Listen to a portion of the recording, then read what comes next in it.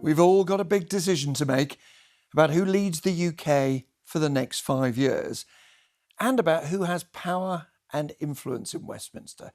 You get the opportunity to have your say in the general election on July the 4th. On Monday, we heard from the Prime Minister Rishi Sunak, and over the next few days and weeks, we'll be speaking to other party leaders. Tonight, it's the turn of the leader of Plaid Cymru, Rhun ap Iorwerth.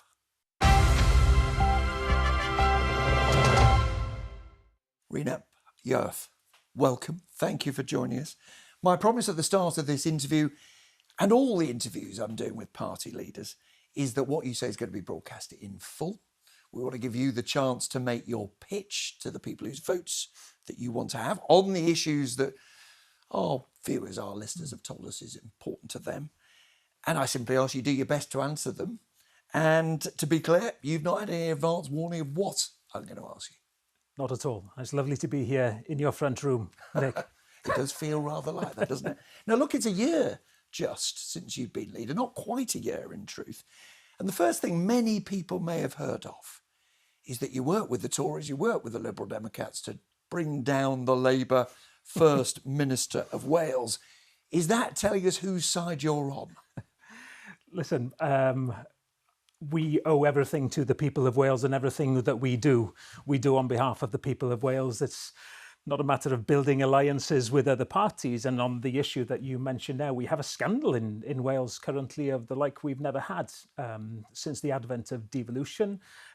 We've managed to steer clear of that kind of financial scandal, but it is hugely problematic for the Labour government that we have in Wales, and it's my job as an opposition leader in the Welsh Parliament, in the Senedd, to hold that government and that First Minister to account. Some think, you see, that you were putting party before country, that you saw elections coming, not just this Westminster election, but the Senedd election coming, and thought, I need to be distinctive. I've got to pull out of this cooperation agreement with the Labour Party so people know that Plaid Cymru is separate.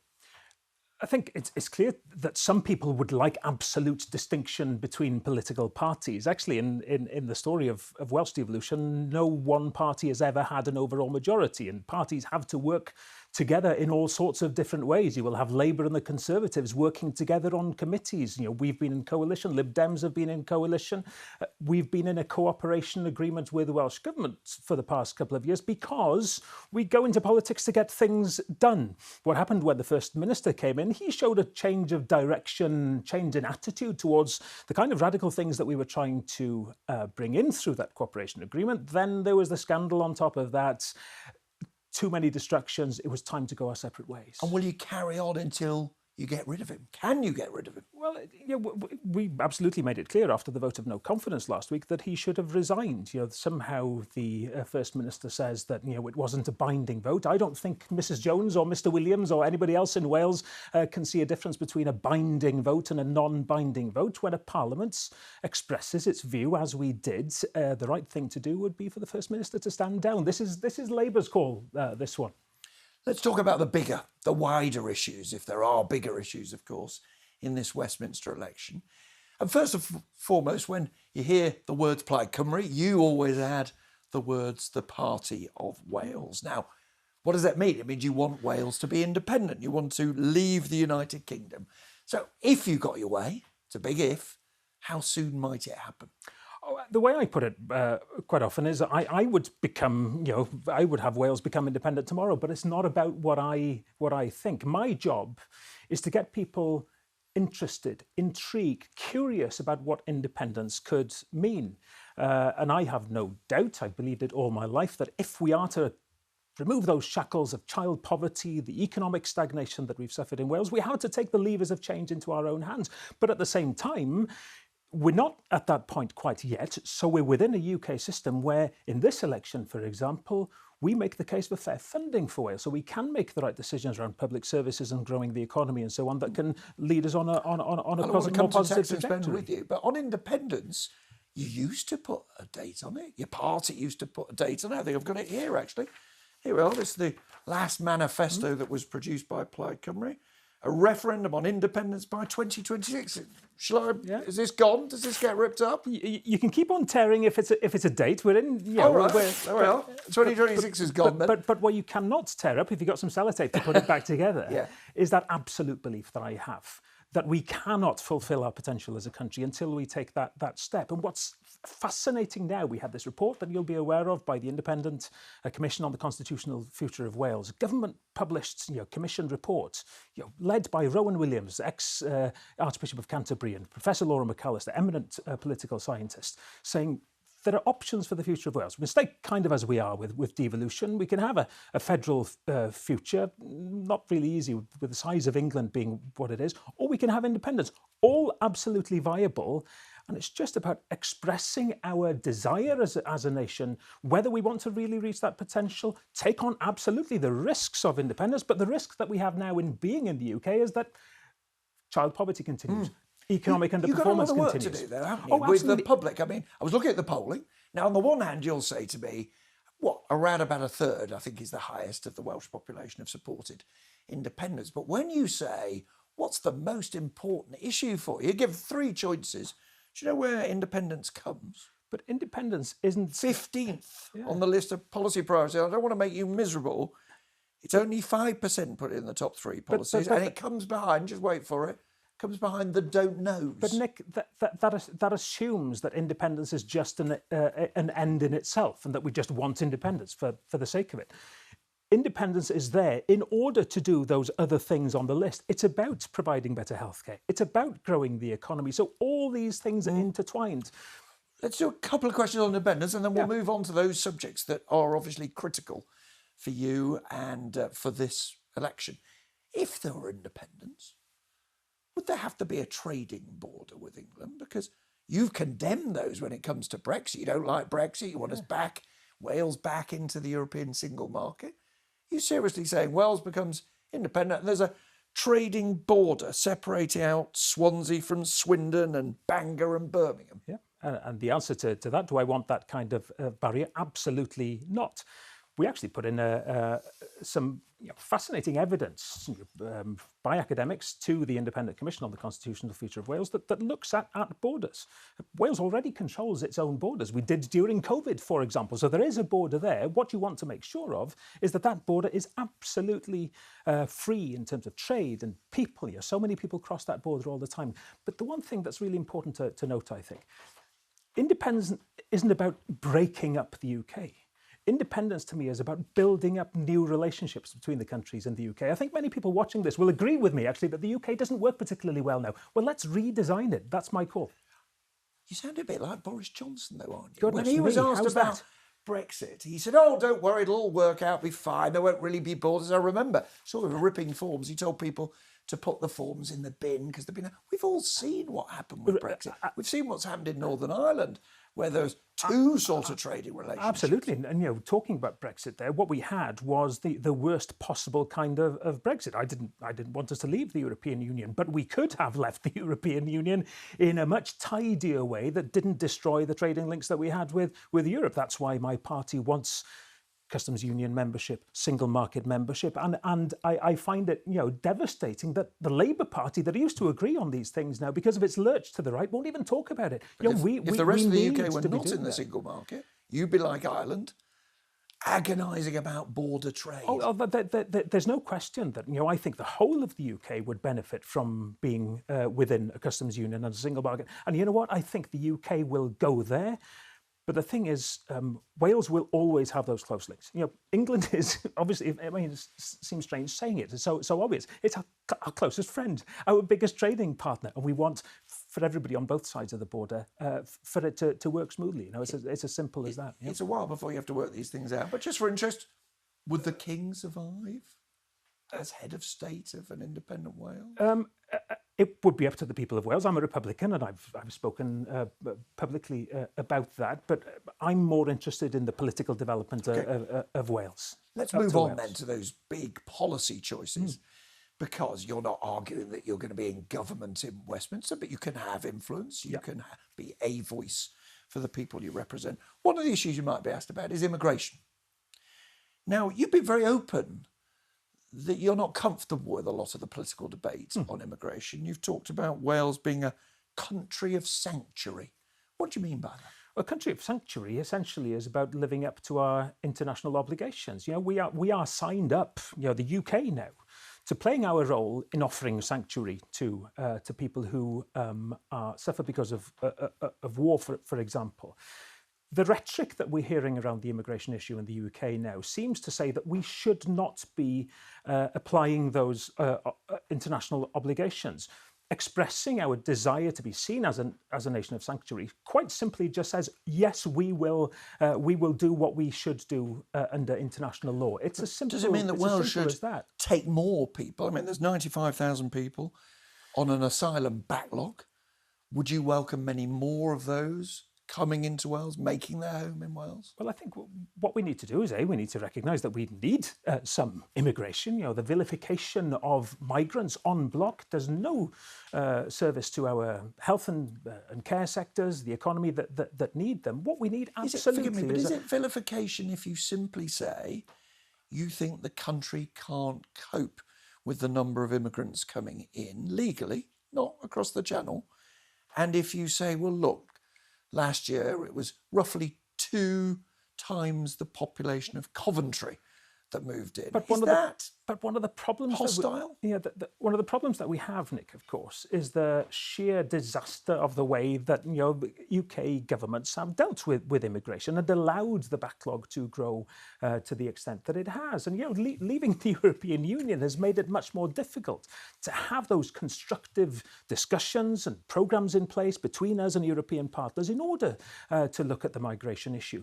What and I've spoken about this during this election, want to see is a change in the tone, because unfortunately, and we're seeing it across Europe and even the wider world, there's an exploitation of the anxieties that people have. And absolutely, I hear all the time people worried about the pressure of immigration on public services and so on, but that's not really what the debate is about. It's about othering them, and that's something that I will never be comfortable with. I think there'll be plenty of people watching this programme and this interview and saying, no, this is not about how I speak. It's not about my tone. I am concerned about access to housing.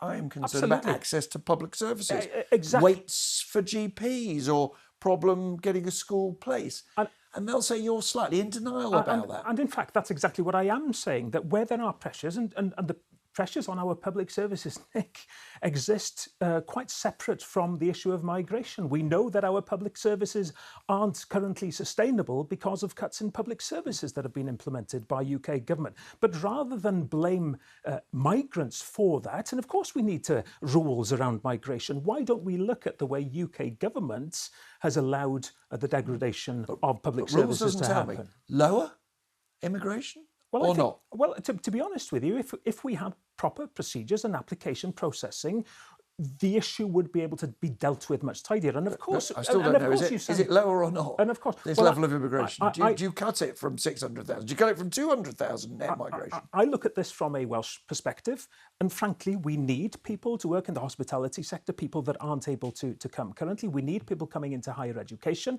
that currently have been blocked because of visa changes. I'd like us to be able to set our visa rules. I'd like us to be able to set sort of visa numbers to get more people into work in health and care. So this is the practical application of discussing the migration issue, rather than the polarisation and othering, as I say, of immigrants who have been forced into small boats because of a lack of safe routes into the UK. Now, you may get your representatives, Plaid's representatives in Parliament, if you have some, to vote on those sorts of issues. You also get to vote on the big issues of tax and spend. The big parties, Labour and the Tories, are being criticised for not being open enough. Yeah. Liberal Democrats also about the pressure they would face to cut spending. I make you not First Minister of Wales, I briefly make you Prime Minister of the United Kingdom. And that's very kind of you. How do you balance the books? Do you put taxes up? Do you cut spending? What do you do? Just as a little bit of context, it troubles me that we have a Conservative government that is on the way out. They're gone in a few weeks' time. And Labour on the way in. Rachel Reeves presumably will be Chancellor. And let's be just clear to viewers, we don't know that. Nobody's voted. I'll put a fiver on it. Not that confident then. Yeah. But that the plans that they have for public spending and cuts essentially to public spending are far, far too similar, identical, some would say.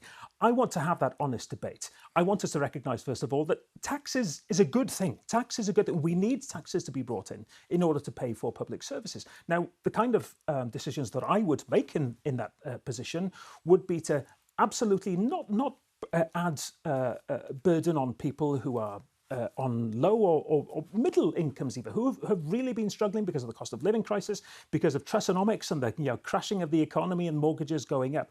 But we have a number of proposals for bringing in more of a tax take. For example, making sure that those oil and gas companies pay more of a windfall tax, that the corporates pay more, that those who have the huge amounts of wealth are targeted through a wealth tax. So through a fair taxation system, we believe firmly that there are ways of bringing more money in order to pay for public services. Now, another big decision you might be involved in taking, if Westminster has to take these decisions, is about the defence of the realm. Now, you as a young BBC reporter were brought face to face with the threats that countries can face when you were in New York in 9/11. Yeah. Did you want the British Parliament? Did you think Wales should have decided on war in Afghanistan? We have made it very clear time and time again that we believe there should be a role for the devolved administrations when it comes to major decisions on going to war. We think it's very, very important. Would you have voted against that? The attack on Afghanistan in the first place. I take myself back time and time again to those that point in time where the world changed. And the very, very clear wish led by America for revenge.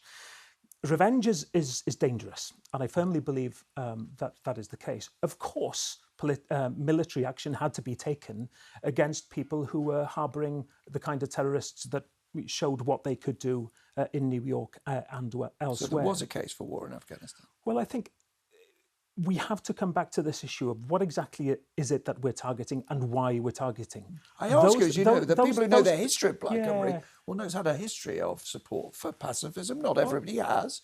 Very critical of the Iraq War. So I'm just interested to know where you are as a very critical of the Iraq War, which yeah. was rather different. Yeah. And now with British weaponry going to Ukraine, is that something you want Plaid Cymru MPs to vote for, to support? Let's put it in these terms. I believe strongly that an independent Wales should have armed forces and would have armed forces.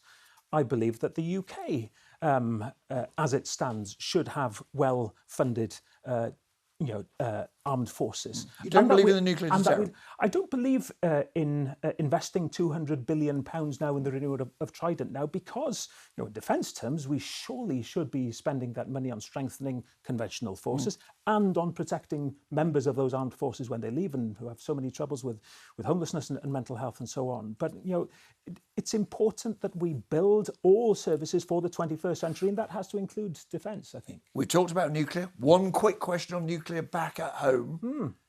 Your party's always opposed nuclear power, and yet a new nuclear power station is going to be built in the home of the leader of Plaid Cymru, and instead of opposing it, you're now in favour of it. Well, no, but we've always had the position of sort of no new sites, and Wilva is a very well-established site. My mother-in-law used to work in the canteen. She used to be the manageress of the canteen at Wilva. You are in favour of it. It's a part of, has been a part of our economic story. The problem with Wilva, of course, is that the UK government scuppered the plan for a new Wilva. Now they're saying it's a preferred site. Well, of course it is. We know that, but it's not going to be on track now until 2040, 2050. So surely we have to concentrate on the things that we can do now, which happens to be a lot of it around renewable energy. Now, we're talking about the things that Westminster decides. Of course, there are very many things that the devolved Welsh Parliament, the Senedd, determines. You've already talked about health, for example. We could talk about schools. Let's talk about them briefly both. It's what, quarter of a century now we've had of devolution. Given the poor performance of the Welsh NHS, 20,000 people waiting over 2 years for appointments in Wales, just 200 in England. Has devolution failed? Devolution hasn't failed. No, devolution is just devolution. Devolution is making sure that we in Wales have a voice over the public services that we need to depend on every day. We know that the NHS in England is in all sorts of trouble. Social care in England is in a very, very problematic state. Now, I believe in devolution because I believe in us deciding on those major issues. The problem that we have in Wales is that we have had 25 years of unbroken Labour-led governments, and it's not normal. And that kind of abnormal political landscape gives you risk aversion. It gives you a government that is unprepared to admit that they've got it wrong because that would be to admit that they had been making mistakes all the time. Some of that time, Plaid Cymru shared power with Labour. More recently, there was a cooperation agreement. I mean, you're going voted back. for them. You're going back nearly 20 years since Plaid Cymru went into power. But we had a cooperation agreement, and people asked me, what about health? Can't you take the blame for health because you had a cooperation agreement? The reason the NHS was nowhere near the cooperation agreement is that we don't agree with Labour's approach on health. We want to see a very radically different approach on health, especially around the building of sustainability in the workforce that Labour has completely failed to deliver. And why are Welsh schools the worst in international ranking for readings, maths, science out of the UK nations, well behind the OECD average? I agree with you. Why? Wales has a proud track record of being one of the first literate countries in the entire world. This is our story in education, and it troubles me that successive Labour ministers have allowed that to slip, and we need to get to grips with it. Here's the difficulty, though, for you, isn't it? Because you can stand and criticise Labour because they're running Wales, the Welsh government, but you're arguing for more powers for the Senedd, more powers for the devolved Welsh Parliament. And someone from outside might look and say, well, let's look at these 25 years. Has it been successful enough to make a case to have more powers? Well, what we have is plenty of evidence to show that where devolved powers work well, they can make a real difference. The changes that we were able to influence government to bring in during the cooperation agreement on introducing free school meals for all primary school children, for example, bringing in new legislation that helps people be able to afford homes to buy or rent within their communities. That shows the power of devolution when it's in hands that are radical enough to use those tools and use them well. When we look ahead now to the need to devolve the criminal justice system and policing, for example, for very, very good reason, evidenced reasons that we could devise systems that are built around Welsh needs. I get excited about doing that and get severely depressed when I hear, senior Labour figures again today saying, no chance you're going to get those powers, even though Welsh Labour agree with us. What does Welsh Labour mean if they can't even persuade their Labour bosses in England to do it? That's the argument you're having in this election. You have to persuade, largely, not exclusively, people who might be tempted to vote Labour, tempted to say it's time for a change, tempted to want to see the back of the Conservatives at Westminster. It's a change election. You have to say, well, vote for us, vote for Plaid Cymru. And the simple answer, you've heard it many times before, is people will say, well, look, if you want a Labour government under Keir Starmer, you've got to vote for a Labour government under Keir Starmer, not vote for you guys. I think Keir Starmer is going to be Prime Minister in 4 weeks' time anyway.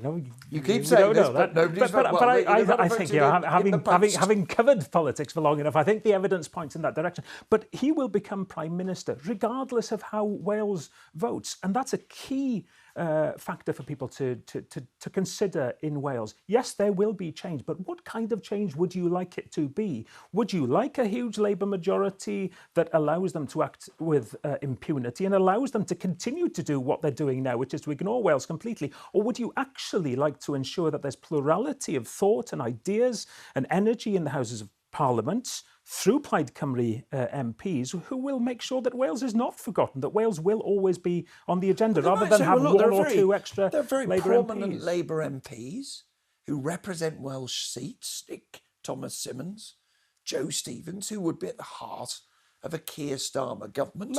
And maybe the best argument for Wales is to have powerful figures at the heart of government. So let's look at HS2, okay? The HS2. Major rail infrastructure project in England, designated and England and Wales project, even though there's not a mile of it in Wales. we believe firmly that Wales should be given a consequential share of funding for that, as Scotland did. Now, Labour members in Wales, in the Welsh Parliament, agree with us, but Joe Stevens doesn't. So we have members from Labour in Wales sitting in the Labour team in Westminster who act as if they have forgotten that they are there representing Welsh constituencies. Plaid Cymru will always prioritise Wales. Isn't a problem, though, for Plaid Cymru? You call yourself the Party of Wales. You're a Party of Wales. I mean, the Reform Party only formed recently. It didn't even fight seats at the last election. You're about to celebrate your centenary in Plaid Cymru, and they're ahead of you in the opinion polls. There's not a single square inch of Wales that isn't represented by a Plaid Cymru member in the Welsh Parliament. That's because of proportional representation. You only win constituency seats in the west and the north of Wales, not in the south, in the big towns and cities. And it's not true, of course. We have, and we will again, and we're represented in every single Welsh region, including the south east of Wales, the northeast of Wales. Plaid Cymru represents, and our message is relevant to all of Wales. And that's what we have to remember. Of course, a first-past-the-post system makes change very, very difficult. It's a perverse system. Not many countries in the whole world now are left with this kind of first-past-the-post system, which kind of encourages two parties, either blue or red.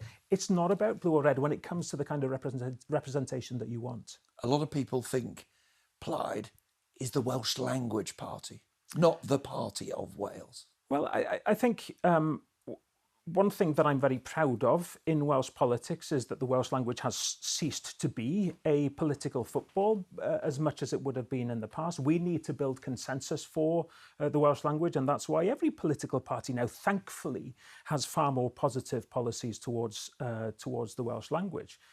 We're about all of Wales. We speak people's language on health, on education, on the economy, and that's the key thing. Now, you know only too well that the reason you're here, the reason you've been leader this past year, is that your party, like so many parties it seems, has had its fair share of problems.